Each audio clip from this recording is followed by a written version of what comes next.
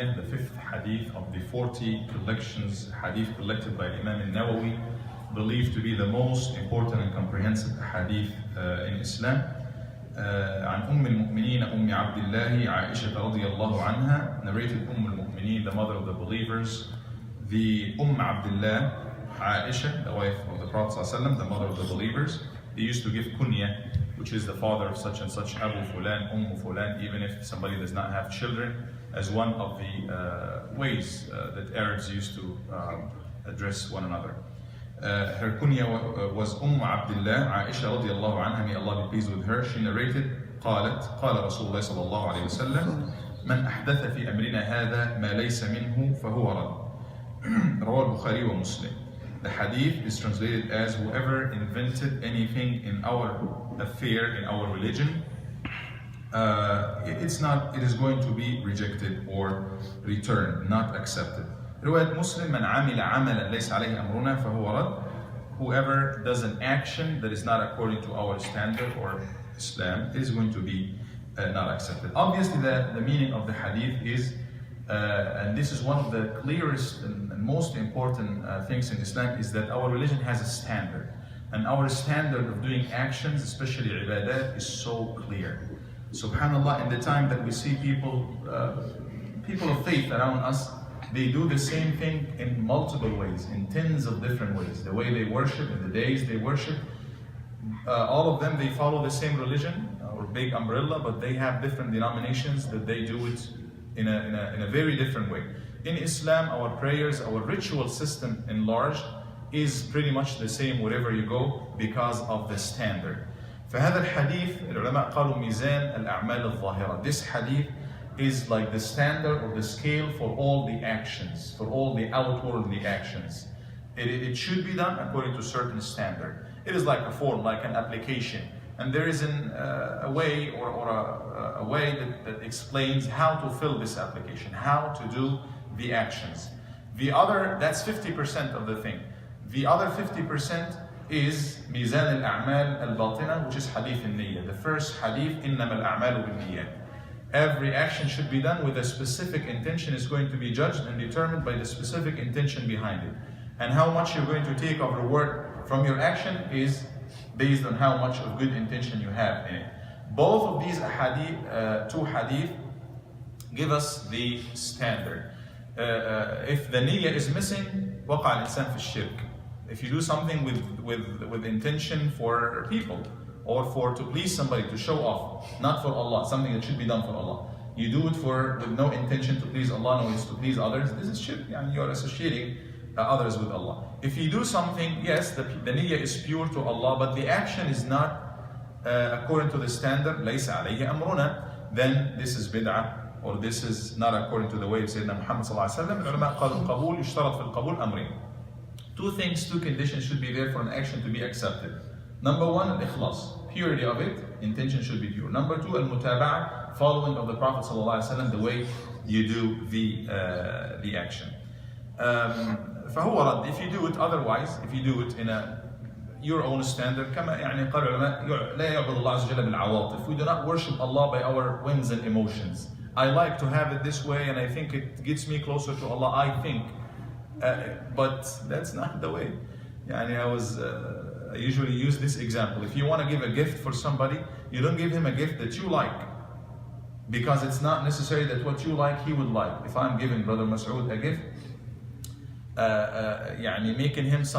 giving him something to please him, I should choose something that he likes, right? And if I want to please him, if I want to give him a gift, not my way. So if you want to worship Allah, please Allah, don't please him your way, please him his way. Otherwise, you will be not pleasing Allah, you will be pleasing yourself, because you are doing this according to what you believe is right when it is not right. فَلَا يُعْبَدُ اللَّهُ سُبْحَانَهُ وَتَعَالَى إِلَّا بِمَا شَرَعَ. There is no way to worship Allah except through what He subhanahu wa ta'ala enacted and told us.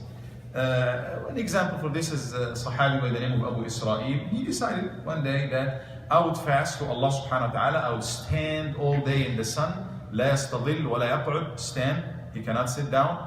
He would not take a shade, he would be in the sun, and he would fast all day like that. النبي صلى الله عليه وسلم قال مروه فليجلس وليستظل وليتم صومه. He said, tell him to sit down and go in the shade and continue his fasting. This is not right. You don't invent. You don't want to please Allah subhanahu wa ta'ala in something that you invent. And many other examples. The three Sahaba, one of them came and he said, Nadartu, I'm not going to marry women.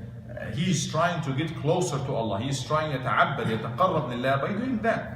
And Allah subhanahu wa ta'ala blamed also in other people in الرهبان قال ورهبانية ابتدعوها ما كتبناها عليهم. They are trying to worship Allah through what? What is the action? Not getting married, like the monks or the nuns.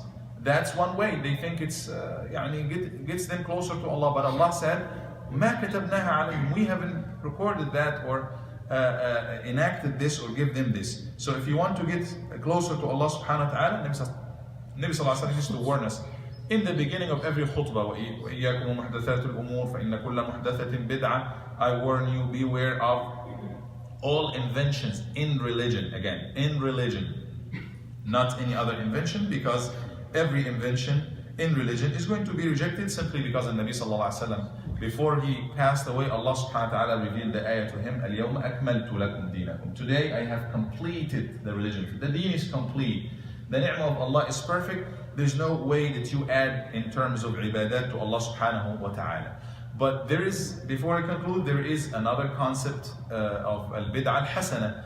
Not everything invented, even in religion, is rejected. Some other ways could be introduced even into ibadat that could be accepted.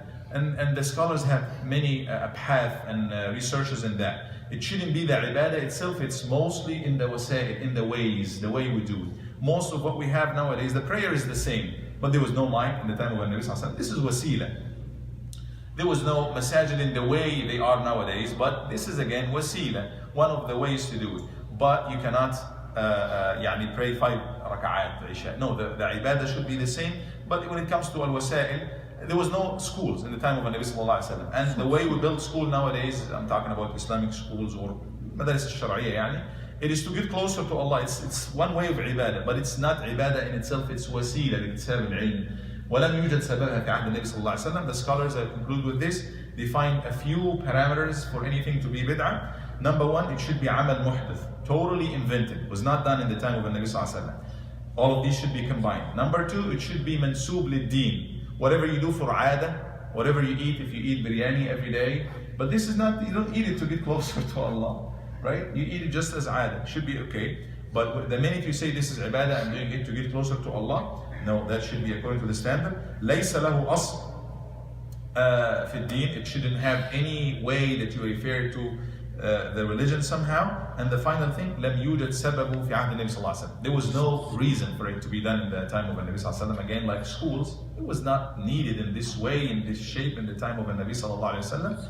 And that's why he didn't do it.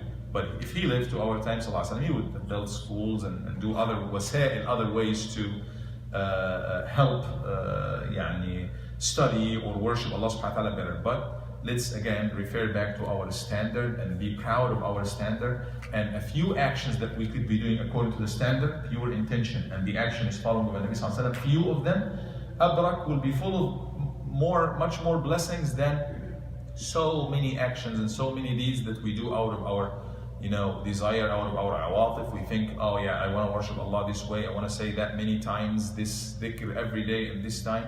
No, those are probably invented things that you want to stay away from. أقول قولي هذا وأستغفر الله لي ولكم وصلى الله على سيدنا محمد وعلى آله وصحبه وسلم.